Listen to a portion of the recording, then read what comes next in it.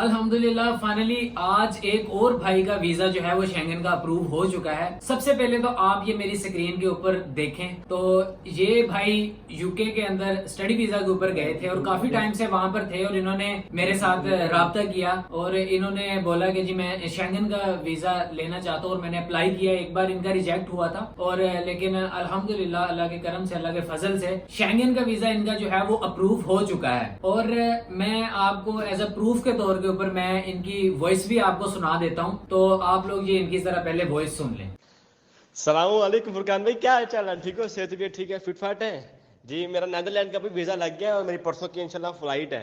तो इंशाल्लाह जब मैं पाकिस्तान दोबारा वापस आऊँगा तो आपसे ज़रूर मिल के जाऊँगा। मैंने कहा भाई को थैंक यू कह दूँ, लव यू कह दूँ। यार आपका बहुत सपोर्ट था, मैंने आपको फॉलो किया, आपकी रिक्वायरमेंट के मुताबिक मैंने अप्लाई किया तो मेरा वीज़ा अप्रूव हो गया। पहले रिजेक्ट हो गया था लेकिन मैंने हिम्मत नहीं हारी। आपकी वीडियो पे मैंने सुना था कि हिम्मत नहीं हारी, मैंने हिम्मत नहीं हारी। इंशाल्लाह तो इंशाल्लाह मिलेंगे अब इंशाल्लाह लाइफ में कभी ना कभी। Thank you so much. Finally आपने ये सुन लिया है और ये इनका वीजा अप्रूव हो चुका है। और आप लोग बहुत से लोग आके नीचे इतनी नेगेटिविटी भी फैला देते हैं और वो कहते हैं कि जी ऐसा कुछ नहीं होता, लोग 20-20 लाख रुपए लेके फिर रहे हैं और उनका वीजा जो है वो लग ही नहीं रहा। ऐसा कुछ नहीं है। देखिए मैंने आपको हमेशा, जैसे भी मैं पहले वीडियो के अंदर भी जैसे मैं आपको बताता हूँ कि आपको कोई भी कंट्री वीजा क्यों देता है, वो आपकी बैंक स्टेटमेंट के ऊपर आपको वीजा देता है। दूसरी बात ये, पाकिस्तान की निस्बत दूसरे कंट्री से वीजा लेना आसान है। अब ये लड़का यूके के अंदर ये स्टडी कर रहा है तो इसने पहले वीजा अपना जो है वो अप्लाई किया था शेंगन का, लेकिन इसका वीजा रिजेक्ट हो गया था किसी रीजन की वजह से। तो इसने फिर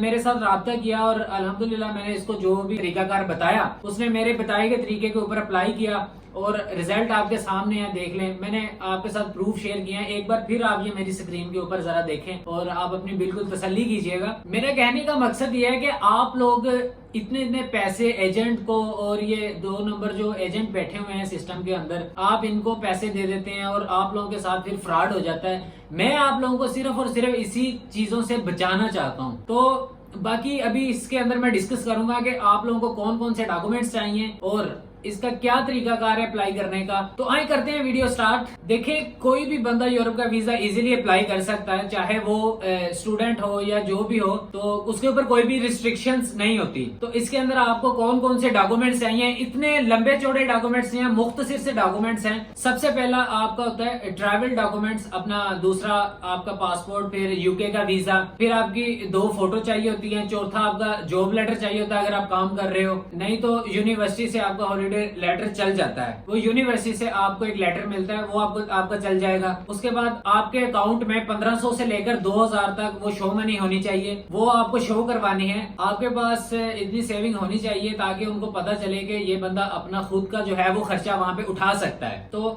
2000 पाउंड तक आपके पास जो है वो होने चाहिए पैसे। उसके बाद आपकी बैंक ट्रांजेक्शन, जैसे आप फॉर एग्जाम्पल स्टेटमेंट देते हो ना 3 मंथ पुरानी, तो 15 दिन बाद आपको डेट मिली है ना, अगर तो आपने 15 दिन की वो ट्रांजैक्शन भी आपको दिखानी होती है जिसमें उनको दिखे कि आपके पास 2000 या 1500 के आसपास आपके पास पैसे मौजूद हैं। अगर आप काम करते हो तो आपको 3 मंथ की पे स्लिप दिखानी पड़ेगी और आपको होटल की बुकिंग दिखानी पड़ेगी अगर आपको कोई स्पॉन्सर नहीं करता। अगर आपका कोई दोस्त है, अगर आपका कोई फ्रेंड है वहां पे, तो उसका जैसे इधर वीआरपी कार्ड होता है, उनका एक वर्किंग कार्ड या उनका पासपोर्ट या उनके घर का एड्रेस चाहिए होता है, आप वो भी दे सकते हैं। और उसके बाद आपको फ्लाइट की बुकिंग चाहिए होती है और उसका इजी प्रोसेस होता है, वो इसका एक अलग टॉपिक है, वो मैं आपको फिर कभी बताऊंगा। उसके बाद आपको ट्रैवल इंश्योरेंस चाहिए जो कि 11,000 पाउंड की आपको ट्रैवल इंश्योरेंस चाहिए होगी। तो अगर आपके पास ये चीजें हो तो आप लोग इजीली शेंगन का वीजा ले सकते हैं, बहुत ही इजी है। तो आप लोग अगर किसी एजेंट या किसी कंसल्टेंट की हेल्प लेना चाहते हैं तो आपको अच्छा सा कंसल्टेंट देखें। अगर आपके पास इतने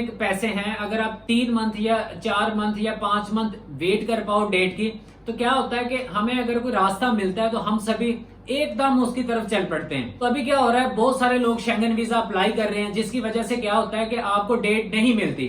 आपको 4 मंथ 6 मंथ की जो है वो वेटिंग लिस्ट में जाना पड़ता है। तो यही एक रीजन था। तो इस बंदे का भी पहले इसी वजह से जो है वो रिजेक्शन लगा था। तो क्विक डेट लेने के चक्कर में ही उसने फिर वो मेरे साथ राब्ता किया और अल्हम्दुलिल्लाह मैंने उसको बताया और उसने मेरे बताए गए तरीकाकार के ऊपर वो उसने अप्लाई किया। बाकी आप लोग खुद भी कर सकते हो, आपको किसी एजेंट किसी कंसल्टेंट के पास जाने की जरूरत नहीं है। अगर आपको कोई और रास्ता मिलता तो आप लोग उस पर भी जा सकते हो। तो अगर आप एजेंट से अप्लाई करना चाहते हो तो एजेंट से भी अप्लाई कर सकते हो। बाकी वीजा 15 डेज के अंदर अंदर आपका वीजा जो है वो आ जाता है। उसने सबसे पहले वीजा हॉलैंड का वीजा अप्लाई किया है जिसको नीदरलैंड बोलते हैं। तो उसकी डेट आपको जल्दी मिल जाती है। तो तकरीबन उसका 1 वीक के अंदर डेट प्रोवाइड हो चुकी थी इसको। तो वहां पर जाके इसके एम्बेसी में फिंगरप्रिंट हुए और 2 वीक के अंदर अंदर इसका वीजा जो था वो उसके पास है आपके सामने। तो अभी वो ट्रैवल कर रहा है इंशाल्लाह। अभी उसका 3 मंथ का वीजा जो है वो अप्रूव हो चुका है। वो मल्टीपल एंट्री भी आप ले सकते हैं। अगर आपके पास आपने कम पैसे लगाने हैं तो आप वो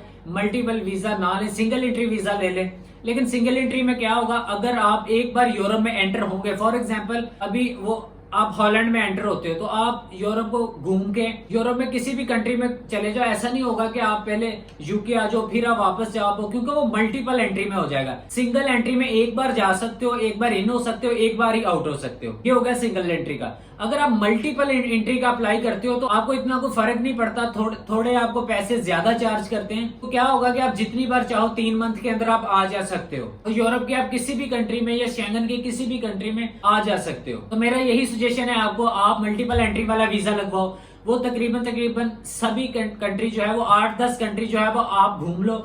एक तो जो है वो आपका पॉइंट ऑफ व्यू थोड़ा बड़ा होगा, आपको पता चलेगा कि दुनिया बाहर की कैसी है और आपकी ट्रैवल हिस्ट्री जो है वो इंक्रीज होगी। तो मल्टीपल एंट्री का जो खर्चा है वो कितना आता है ये डिपेंड करता है एजेंट्स टू एजेंट। मैं आपको एक गैस बता देता हूँ, बाकी आपके एजेंट के ऊपर डिपेंड करता है। 200 से लेके आपको 300 या 400 तक एजेंट चार्ज कर सकते हैं। बाकी मैं यहाँ पे किसी का नाम नहीं लूंगा। अगर आप खुद अप्लाई करते हो तो आपकी 100 पाउंड के आसपास आपकी एम्बेसी फीस रहती है। तो सारा तकरीबन मिला के आपकी 150 में हो जाता है। लेकिन आप एक्स्ट्रा पे कर रहे हो, लेकिन डेट्स वो प्रोवाइड करवा देते हैं। तो इसी तरह फिर लोग एजेंट्स की तरफ जाते हैं। तो ये सीन था। जब आप जाते हो एम्बेसी में फिंगरप्रिंट करवाने के लिए, तो भाई इन सभी डॉक्यूमेंट्स की जो मैंने लिस्ट बताई है सभी की आपको जो है वो फोटोकॉपी करवा के ले जानी पड़ती है वहां पे, और अपनी फोटो भी जो है वो वहां पर लेके जानी पड़ती है। अगर आप नहीं लेके जाते तो यहाँ पे आपकी जो है वो आपको चार्ज होगा 1 पाउंड पर आपकी फोटो चार्ज होगा। अगर आप यहीं से लेके जाते हैं, इवन मतलब कि अपने घर से लेके जाते हो, तो वो आपकी एक फोटो जो है वो 20 पेंस की आपकी हो जाएगी। वहां पर जाकर आपका जो टाइम जो है वो भी नहीं वेस्ट होगा। तो आप टाइम वेस्ट ना करना, सारी चीजों की जो है वो फोटोकॉपी आप ऑलरेडी पहले से करवा के लेके जाएं, और उसमें ताकि आपको कोई भी मसला ना आए। बाकी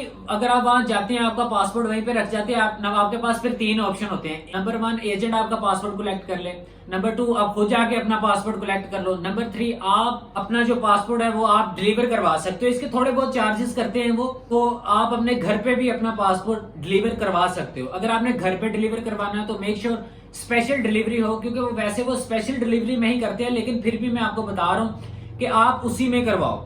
तो ये सारा प्रोसेस होता है। जब आपका वीजा आ जाता है तो आपने जो है वो किसी भी कंट्री में फ्लाई करना है तो आप कर सकते हो। तो ये इजी प्रोसेस है शेंगन वीजा के हवाले से। तो कैसे अप्लाई करना है किसी भी कंट्री का, अगर आप चाह रहे हो को आप खुद नहीं अप्लाई करना है तो आप सबसे पहले अपनी फाइल रेडी ना करना। सबसे पहले आपने क्या करना है कि सबसे पहले आपने अपॉइंटमेंट लेनी है। अपॉइंटमेंट डेट किसी भी एम्बेसी में जाके आपने सर्च करना है। फॉर एग्जाम्पल आपने जो है पेरिस जाना है, तो सबसे पहले आप फ्रांस की एम्बेसी की डेट लोगे फिंगरप्रिंट के लिए। जब आपको डेट मिल जाती है फिर आप जो है वो जो मैंने आपको डॉक्यूमेंट बताए फिर इनको इकट्ठा करना शुरू करो। फिर ये डॉक्यूमेंट सारे के सारे आपके पास ही होते हैं, कहीं भी आपको बाहर नहीं जाना पड़ता, आपके पास ही आपके फोन में ये सारे डॉक्यूमेंट्स होते हैं। तो इनसे आप जो है वो अपना वीजा खुद अप्लाई कर सकते हो। लेकिन मैं फिर आपको बता रहा हूँ कि पहले डेट लेना, उसके बाद जो है वो अपना सारा जो है वो आपने दिमाग यूज करना। ऐसा ना हो कि सारा कुछ जैसे उस भाई ने पहले कर लिया, उसको डेट नहीं मिली और जो उसकी सारी मेहनत थी वो पहले जीरो होगी। अपना टाइम वेस्ट मत करें, वक्त की पाबंदी कीजिएगा। और बाकी आपको किसी चीज की नहीं समझ आती, आप लोग मुझे